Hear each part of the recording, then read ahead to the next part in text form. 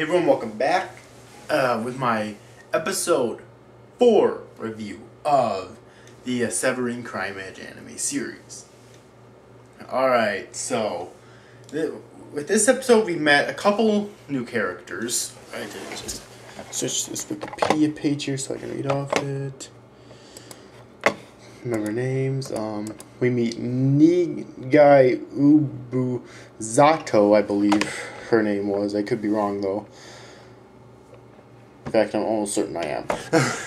But it's that woman with the piano at the restaurant who, oddly enough, call me crazy, but I think they honestly fucking ripped off, pretty much, Eureka's character design from Eureka 7.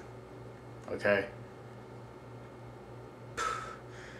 I mean, seriously, take a look at that fucking character and tell me that you don't think the same fucking way. Alright? That's a little bit irking right there, I think. But she is, although our main characters don't know this yet, we learned this actually just at the end of the episode, but she's apparently an author as well. Her piano is her killing goods. No idea how she kills with it yet.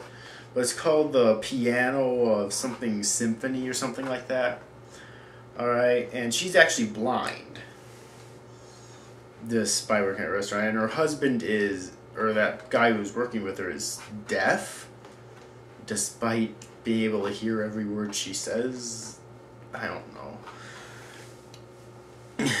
But yeah, and we also meet another author in this episode by the name of Seigai Nakajima, who is the owner of the Killing Goods, the rulebook of sentencing and execution, which he basically is able to use to create a rope out of thin air to hang someone for doing crimes that he deems are, well, should be considered federal offenses, but somehow got past the courts.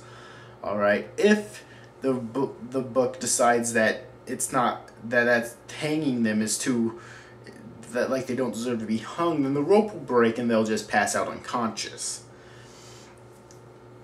Alright, this is seen in this episode when this police officer, who pretty fucking pathetic excuse for a police officer, but it's some pretty good comic relief, I think. As if the series itself wasn't comic relief in general. Is,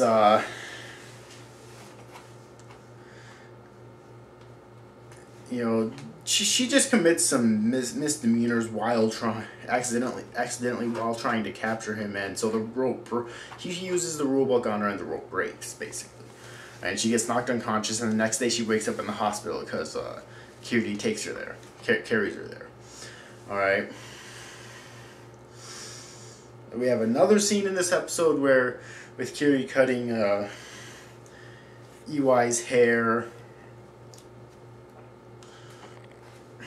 Alright, but that woman who has the piano, I think she'll turn out to be a pretty interesting character, despite being her character design being a ripoff of Eureka, only older. But I just can't wait to see how her piano kills people. Like, does she play certain specific melodies that when people hear them they die, or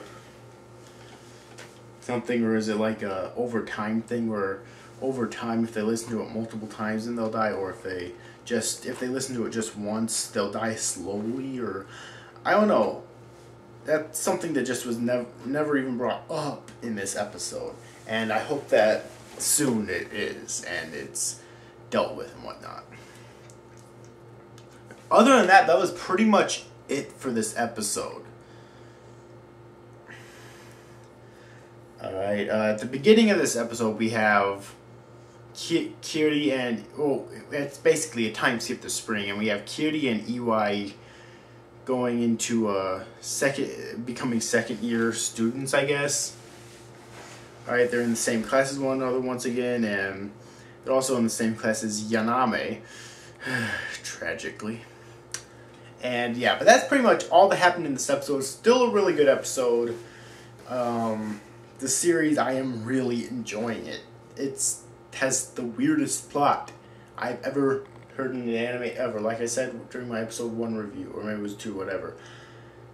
of course, you know, the plot of Fooly Cooly was weirder, but that's only because I still, to this day, don't know what the fuck's going on in Fooly Cooly. Okay. Now, that being said, that's about it for this review, I guess. I hope you enjoyed it. See you next time, guys. Thanks for watching. Bye-bye.